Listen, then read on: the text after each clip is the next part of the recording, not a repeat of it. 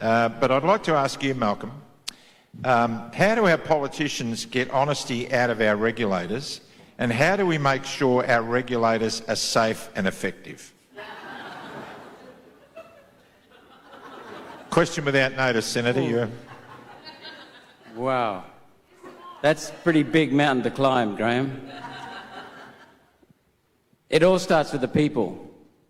In a tyranny, the people are afraid of the government. In a democracy, a true democracy, the government is scared of the people. The people in Canberra are not afraid of you unless you get together and actually vote as a bloc for something new. I mean that seriously. It's stunning to watch 3 years of the Morrison government, 2 years of it driving COVID lies, deceit and homicide, and I mean that word, homicide. The same bureaucrats, and then the Labor Party, towards the end of that period, Graham, they said, we need a Royal Commission. Anthony Albanese promised a Royal Commission, or at least something akin to a Royal Commission. Labor came in, they started covering up.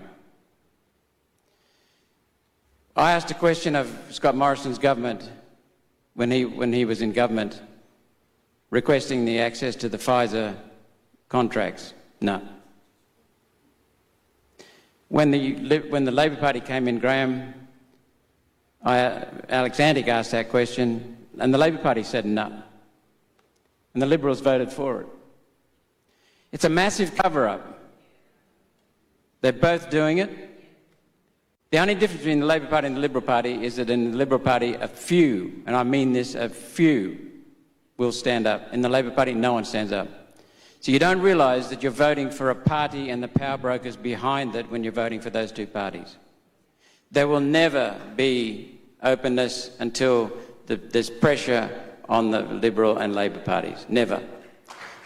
Our country is the first country and the only country in the world in which the people have voted for the Constitution. Did you know that?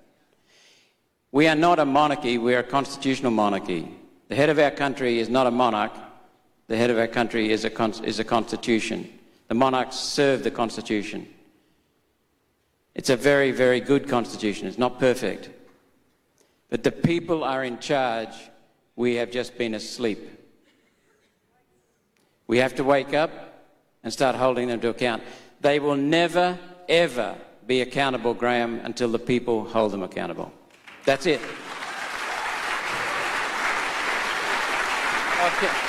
Can I also make this point? Ian, I liked your speech. It's wonderful. There's one thing that I would not support, though, and that is that you said we need an all-new Department of Health in Canberra.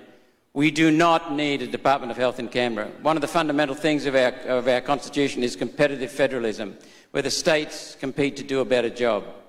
It's a marketplace in governance. But what's happened over the years, the same thing, we pinched that idea from the United States. What's happened in the United States and Australia is the central government has taken most of the power. So we have no competition. But if New South Wales does a wonderful job in some aspect, then people move there and the other states wake up. I can give you examples if we had more time. But the responsibility for health and for education is in the states, not the federal. The federal have taken it, they're wasting money, they're duplicating resources, and they're destroying accountability. We have to decentralise and gut Canberra.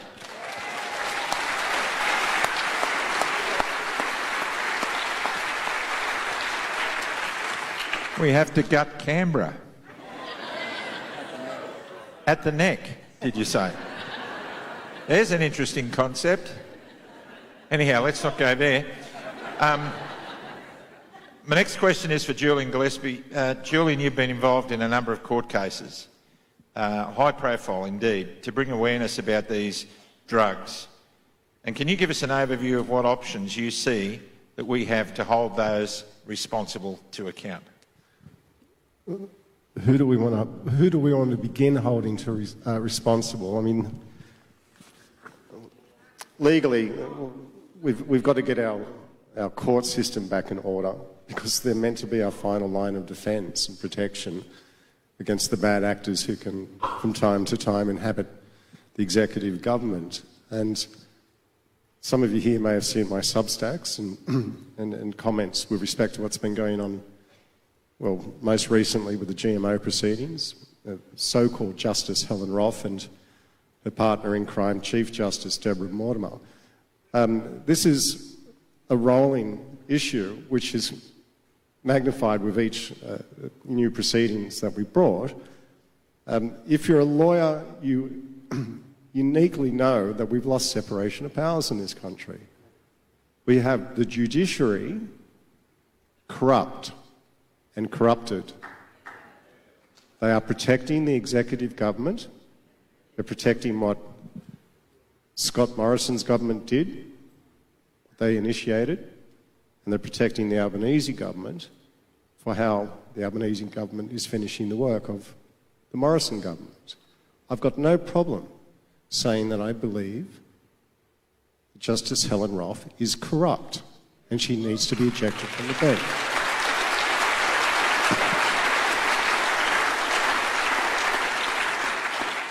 Now, I did go into an analysis in one of my most recent Substacks to show how Deborah Mortimer did not properly handle the complaint against Justice Roth, and she's part of, as I said in my opening statement tonight, part of a cover-up. It's a judicial cover-up of the corruption in this context. And she's, in a better world, she's made herself the subject of a complaint herself in seeking to cover up an earlier complaint. And then we had the prior conduct, which we experienced with the High Court. I've got no problem with saying that the Chief Justice of the High Court is corrupt. He's the one who said on the public record that dealing with preventable deaths and injuries, to paraphrase, of Australian babies wouldn't be a good use of the High Court's resources.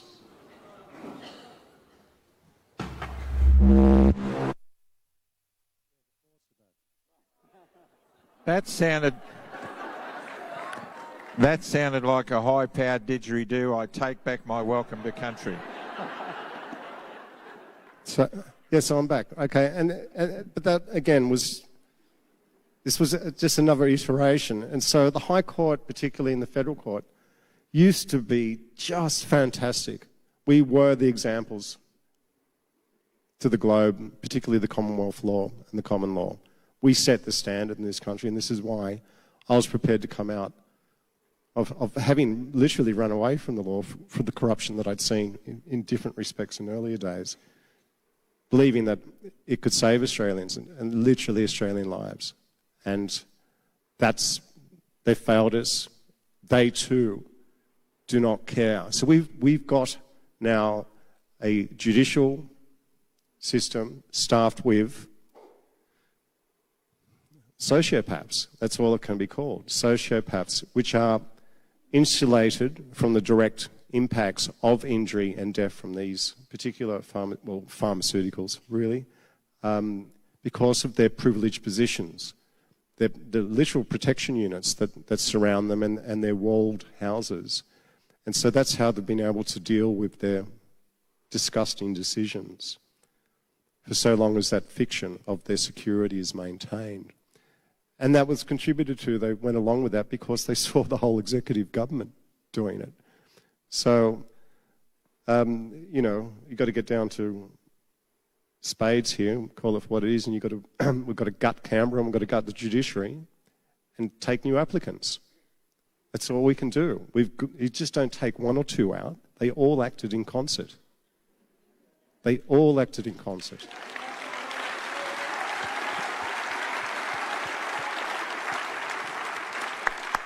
So, at a minimum, yes, we need Malcolm's Royal Commission. Unfortunately, it doesn't touch the judiciary, but if we get it off the ground, it'll scare the shit out of the judiciary and get them back in their box.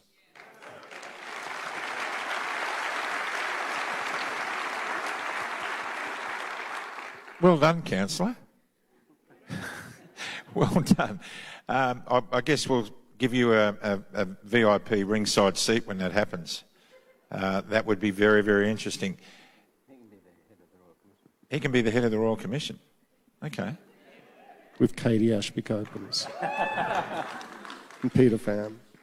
Ian Brighthope, I'm going to ask you two questions because I jipped you out of one up at the rostrum. We were at the ASF conference in Melbourne last weekend. Was it last weekend or the weekend before? Weekend before. And what a great organisation that is. Professor Gigi Foster and all, she's going to be talking later on, by the way. During the break, and I, with others, stayed at your home in Brighton, you shared with me the journey that you've been on for 42 years, and you shared the losses that you have suffered at the hands of health in Australia because you stood up for integrative medicine and integrative health. I would like you to, I know you're a humble man and I know you don't like to talk about this stuff.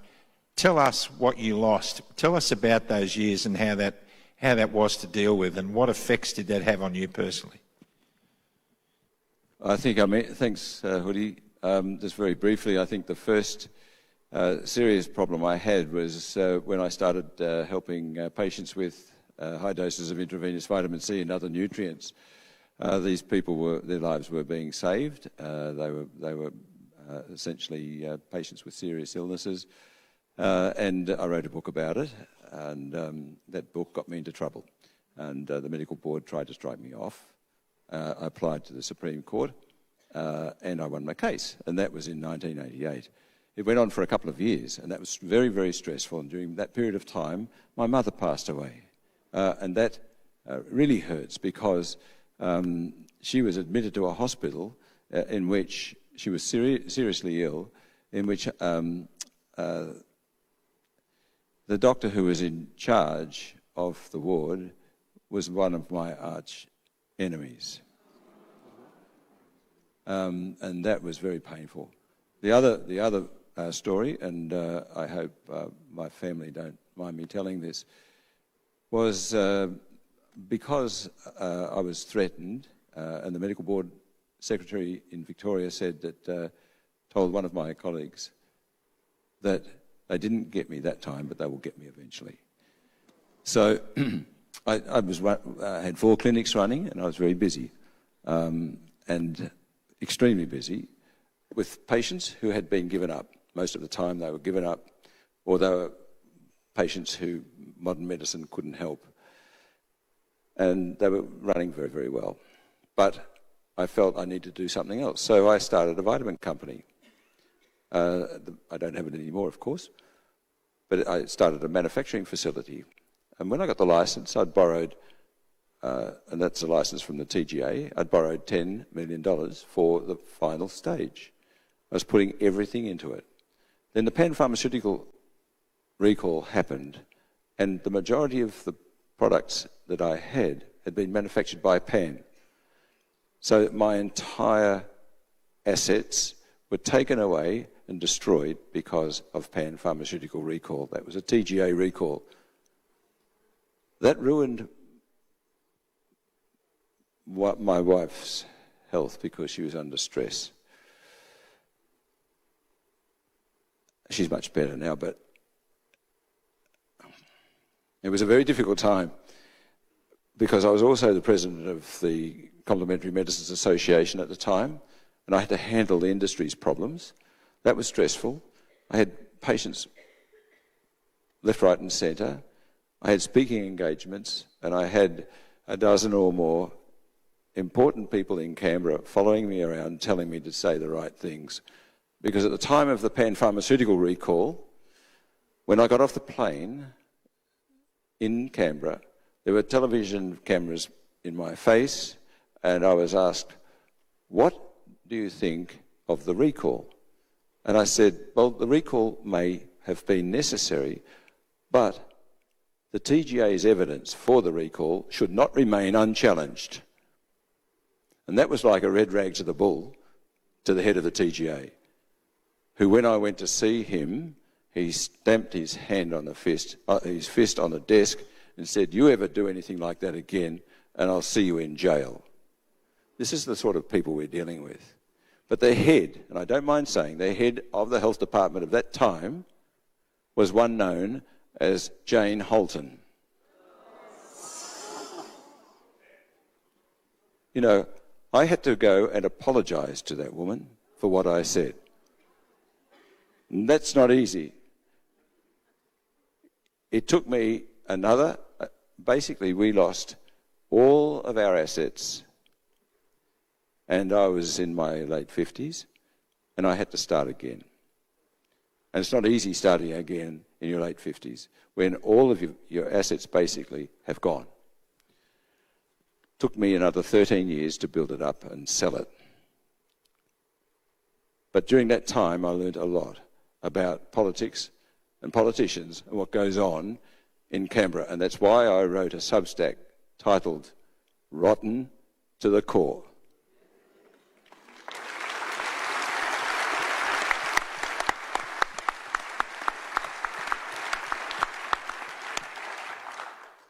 And I can tell that story now. It still brings a frog to my throat because I've got a wonderful family. And I've got a wonderful wife. And we see one another from time to time.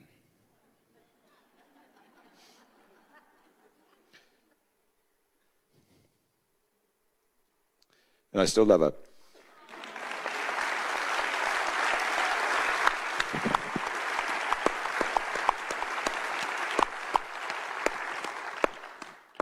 And Hoodie, you guys who are with us today are new friends, and they are true friends. And we're all on the same page. And we can see the honesty coming out of our new friends. They don't bullshit around.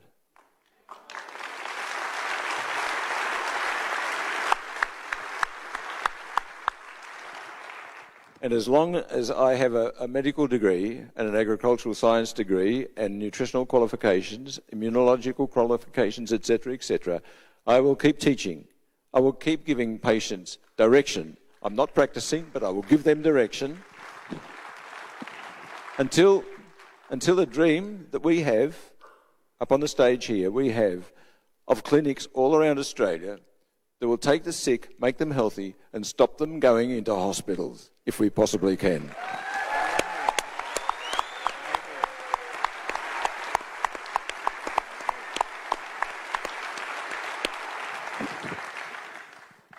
We've had one point of debate tonight, and that was when Malcolm told me about the health department, and I totally agree with him.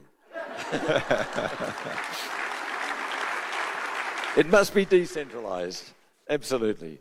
And health is between the doctor and the patient, not the patient and the government.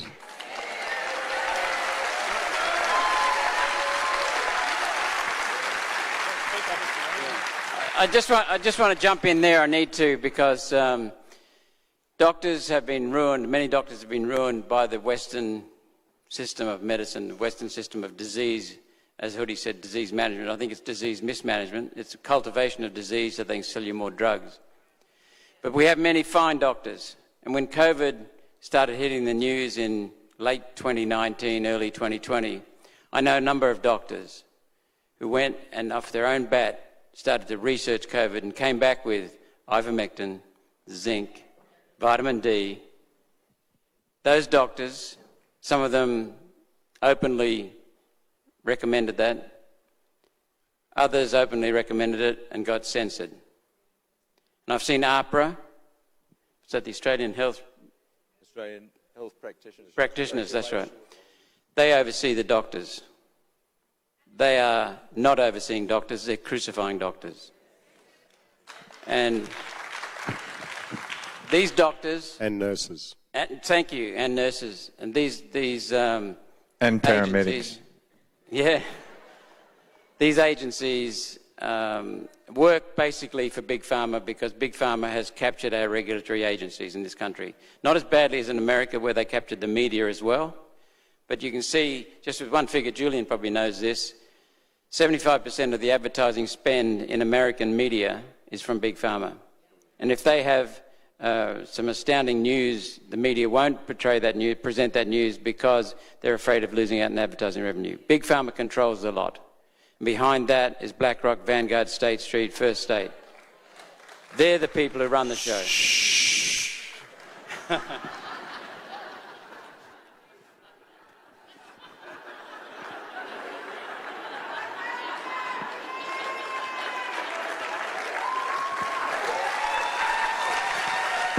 He's being humorous.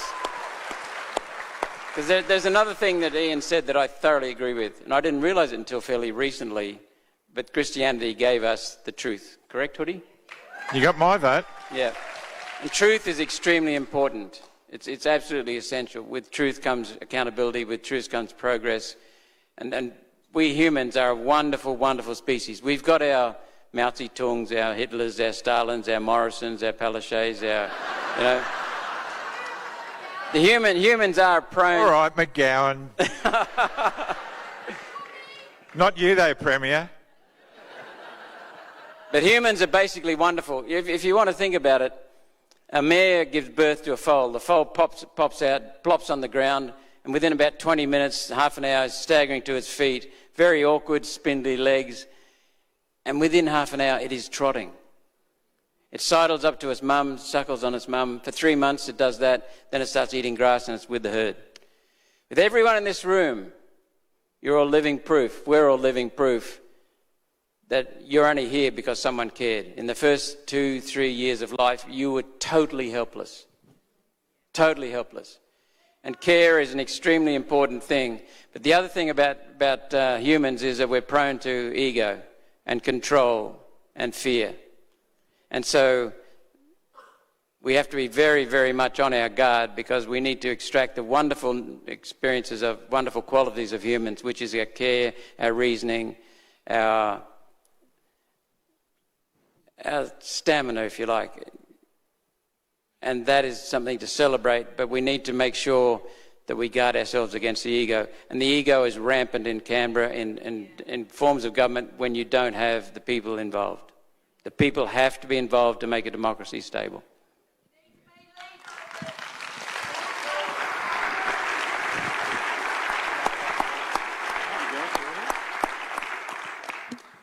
We've run over everyone, so we want to give the ladies who are on next every opportunity to get their stuff out and have a great panel. So let's all run to a break, try and be brief, and get back here when I guess a bell sounds somewhere. Have we got a bell? We got a bell? No, you did right. Look, it's been a wonderful first half. Have you enjoyed it? Are you glad you came? Roger, are you glad that you came? All right, so let's go to the... can we have some house lights? Let's have some house lights. That's better. Thank you. Let's go for it. Cheers. To go to a break. Before you all run out, today... Hang on for a sec. Today I have been invited to go to Phoenix, Arizona to speak on stage with Dr. Peter McCullough.